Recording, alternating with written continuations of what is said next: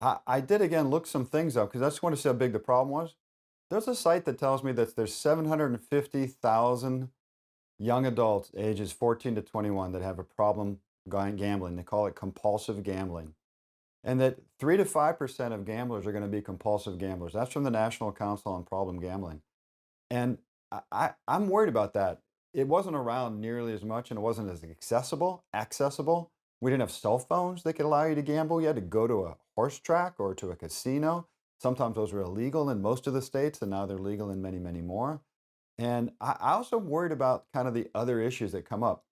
I found out that if you gamble, you're 23 more times likely to have an alcohol problem. That's that's not good. It's absolutely incredible. It seems as though sports gambling, they're finding out not only leads to, a gambling addiction, but also addictions in other things.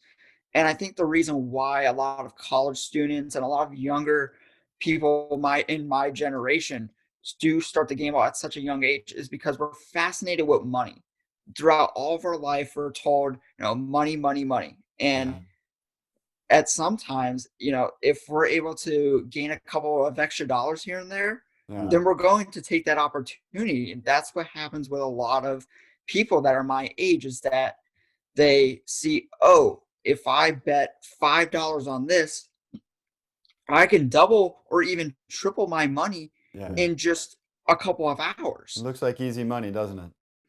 Yeah, Absolutely, and that's the thing that they get you, and especially I see on a lot of the sports betting apps, they'll have like a boosted bet, which means that they'll take the regular bet and they'll say, "Oh, well, here I'm going to give you better odds." So then we're going to force essentially trying to grab you to bet on that certain thing. So let's just say something will be like a minus 100. So essentially, that means that if I'm betting a dollar, I'm getting around 90 cents on that dollar. So if I won, I get it like a 90. dollar 90. Fair. And they'll say, oh, well, we'll increase it to plus 200, which means, I bet that dollar, I get $3 at the end of the day.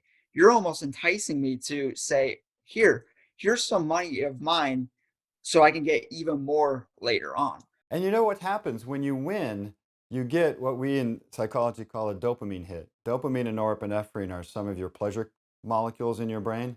And that win feeling gives you that sensation. It's like eating ice cream or it's like taking a drug. It gives you that sensation momentarily. And that's the problem because it becomes addictive over time. It becomes something that your system wants to have again and again and again, and you seek it out. And that happens at the unconscious level. You're not consciously saying to yourself, well, that felt so good. I think I'll just become a problem gambler.